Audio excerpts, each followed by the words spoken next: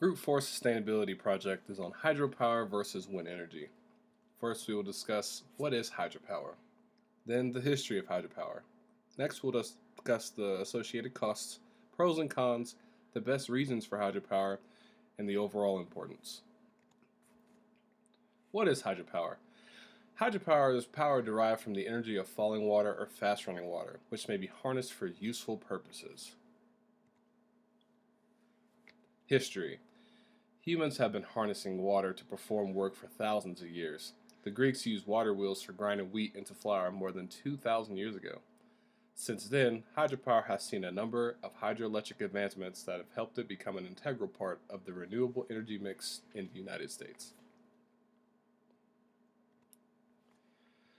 In the 1700s, Americans recognized the advantages of mechanical hydropower and used it extensively for milling and pumping.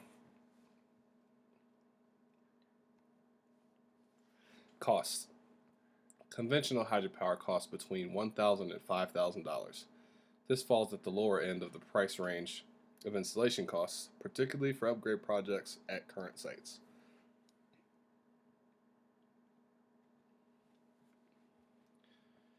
Hydropower costs nearly pales in comparison for costs per kilowatt than the other various sources of power.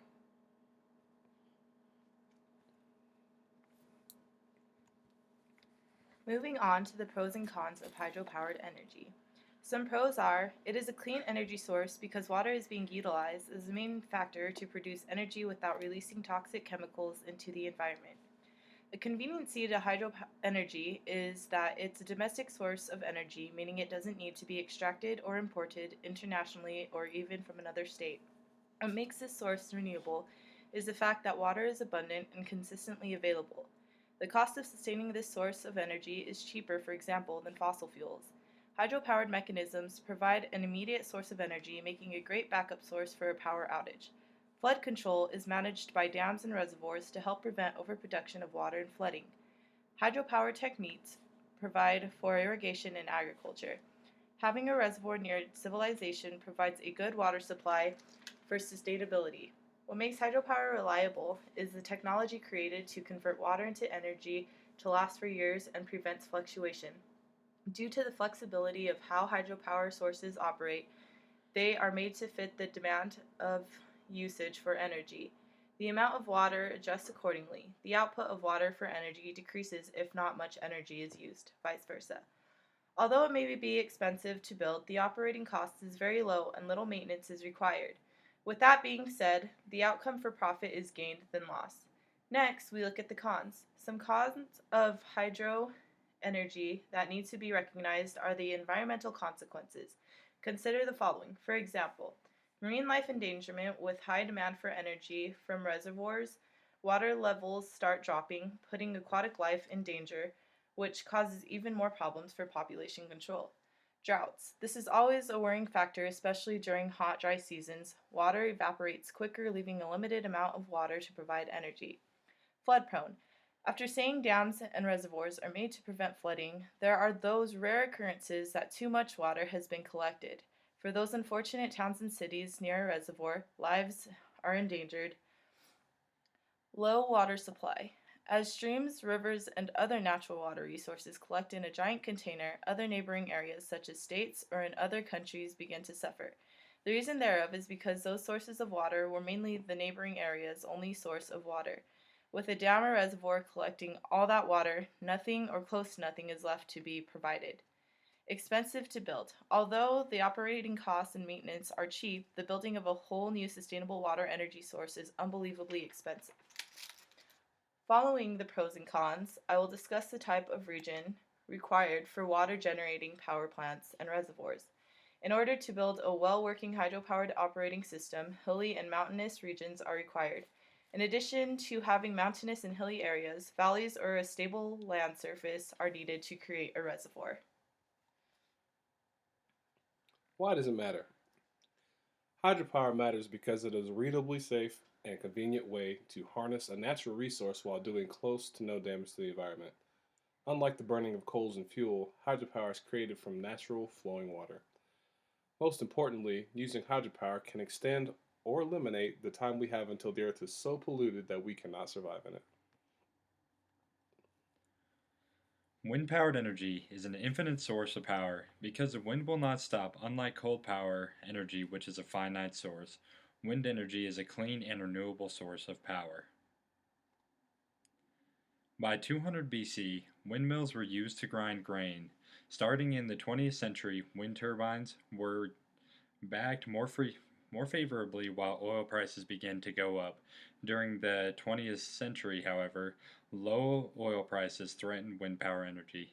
California, with high tax incentives and a growing population, encouraged renewable energy sources through turbines.